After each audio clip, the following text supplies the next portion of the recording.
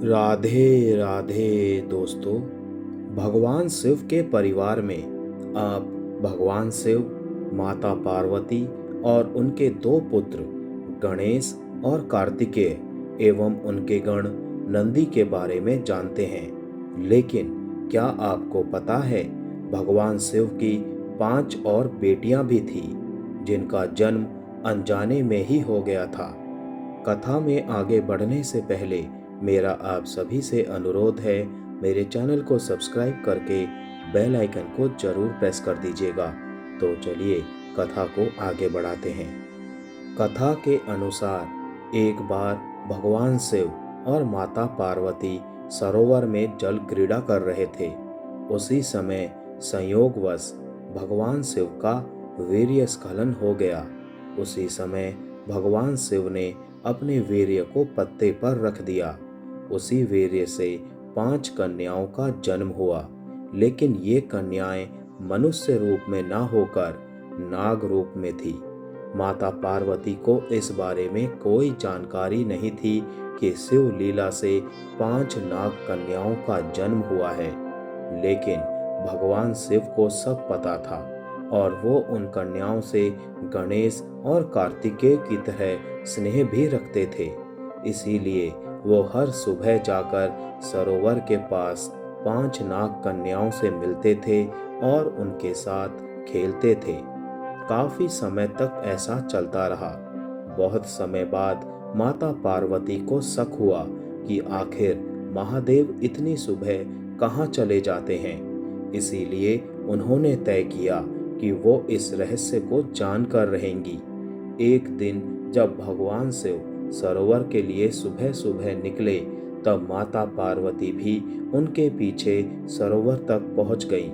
माता पार्वती ने देखा कि महादेव पिता की तरह उन 5 नाग कन्याओं के साथ खेल रहे हैं। माता पार्वती को यह देखकर क्रोध आ गया और उन्होंने क्रोध के वशीभूत होकर 5 नाग कन्याओं को मारना चाहा।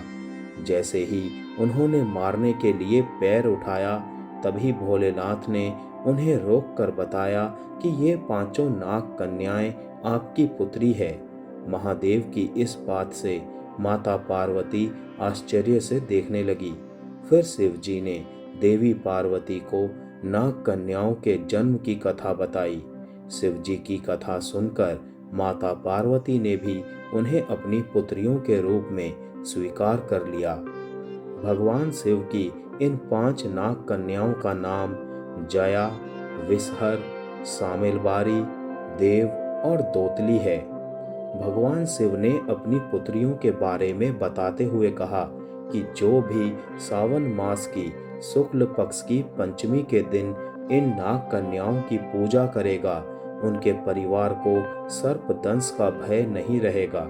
साथ ही इन देवियों की कृपा से घर में कभी धन धान्य की कमी नहीं होगी एवं सुख सौभाग्य में वृद्धि ही होगी।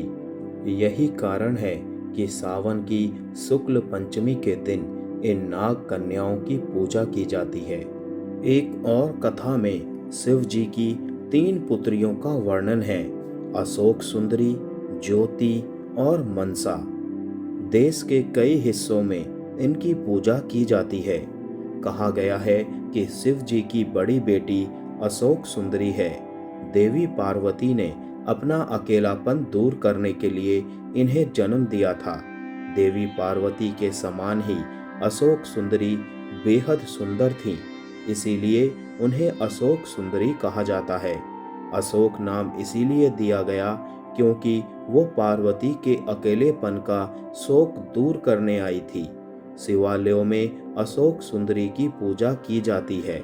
वैसे खास तौर पर गुजरात में इनकी पूजा धूमधाम से की जाती है। शिव जी की दूसरी पुत्री का नाम ज्योति है। ज्योति का जन्म शिव जी के तेज से हुआ था और वो उनके प्रभामंडल का स्वरूप है। दूसरी मान्यता के अनुसार ज्योति का जन्म पार्वती के माथे से निकले तेज से हुआ था। देवी ज्योति का दूसरा नाम ज्वालामुखी भी है और तमिलनाडु के कई मंदिरों में उनकी पूजा होती है। हरिद्वार में मनसा देवी का प्रसिद्ध मंदिर है। मनसा देवी को नागलोक की देवी माना जाता है। उन्हें विष की देवी भी कहा जाता है। मनसा शिव जी की मानस पुत्री है। यह शिव के गले में विराजमान रहती हैं। मनसा का जन्म भी कार्तिकेय की तरह पार्वती के गर्भ से नहीं हुआ था। बताया जाता है कि मनसा का एक नाम वासुकी भी है और पिता, सौतेली माँ और पति द्वारा उपेक्षित होने की वजह से उनका स्वभाव काफी गुस्सैल वाला माना जाता है। आमतौर पर उनकी पूजा बिना किसी प्रतिमा या तस्वीर के होती है। इसकी जगह पर पेड़ की कोई डाल, मिट्टी का घड़ा या फिर मिट्टी का सांप बनाकर पूजा जाता है।